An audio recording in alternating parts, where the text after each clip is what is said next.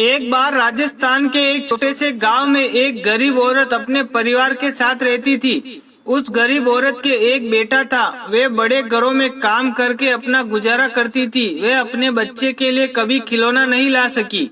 एक दिन उसे काम के बदले अनाज मिला। वे अनाज को दुकान में बेचने जाती और जाने से पहले उसने बेटे से पूछा, बोल बेटा, तेरे लिए दुकान से क्या लेकर आऊं? बेटे ने झट से जवाब दिया, ढोल। मेरे लिए एक ढोल ले आना माँ। माँ जानती थी उसके पास इतने पैसे नहीं होंगे कि बेटे के लिए ढोल खरीद सके। वे दुकान पर गई, वहाँ अनाज बेचा और उन पैसों से कुछ बेसन और नमक खरीदा। उसे दुख था कि बेटे के लिए कुछ नहीं ला पाई। वापस आते हुए रास्ते में उसे लकड़ी का एक प्यारा सा टुकड़ा दिखा। उसने उसे उठा लिया और लाकर बेटे को दे दिया। बेटे की कुछ समझ में नहीं आया कि उसका वह क्या करे। दिन के समय वे खेलने के लिए गया तो उस टुकड़े को अपने साथ ले गया। एक बूढ़ी अम्मा चूल्हे में उबले जलाने की कोशिश कर रही थी, पर सीले उबलों ने आग नहीं पकड़ी।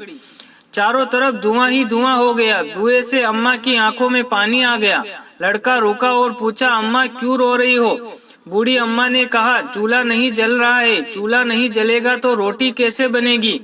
लड़के ने कहा, मेरे पास लकड़ी का टुकड़ा है, चाहो तो उससे आग जला लो।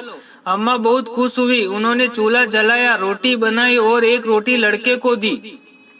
रोटी लेकर लड़का चल पड़ा। चलते चलते उसे एक कुम्हारिन मिली। उसका बच्चा मिट्टी में लौटते हुए जोर जोर से रो रहा था। लड़का रुका और पूछा कि वह क्यों रो रहा है? कुम्हारिन ने कहा कि वह भूखा है और घर में खाने को कुछ नहीं है।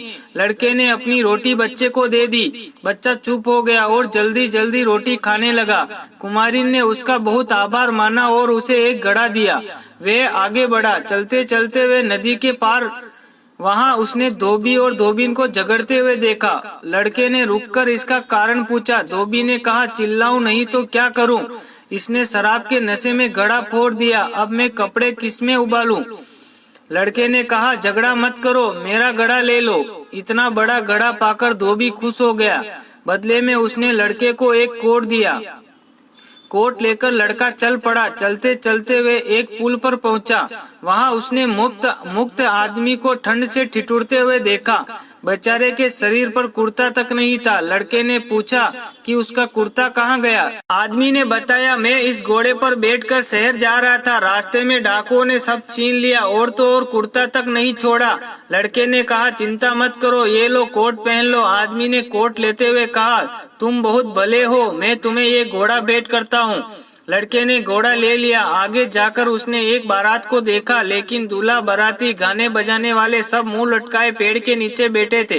लड़के ने पूछा कि उदास क्यों हैं? दूल्हे के पिता ने कहा, हमें लड़की वालों के यहाँ जाना है, पर दूल्हे के लिए घोड़ा नहीं है। जो घोड़ा लेने गया वे अभी तक नहीं लौटा है। दूल्हा पैदल तो चलने से रहा, पहले ही बहुत देर हो गई है, कहीं विवाह का मुहूर्त निकल ना जाए। लड़के ने उन्हें अपना घोड़ा दे दिया। सबकी आंखें खिल गई। दूल्हे ने लड़के से पूछा, तुमने बड़ी मदद की है, हम तुम्हारे लिए क्या कर सकते हैं? लड़के ने कहा, आप अगर कुछ देना चाहते हैं तो ढोल दे दीजिए। दूल्हे ने ढोल बजाने वाले से उसे ढोल दिलवा दिया। लड़का भागा भागा घर पहुंचा और ढोल बजाते हुए माँ को पूरी कहानी सुनाने लगा।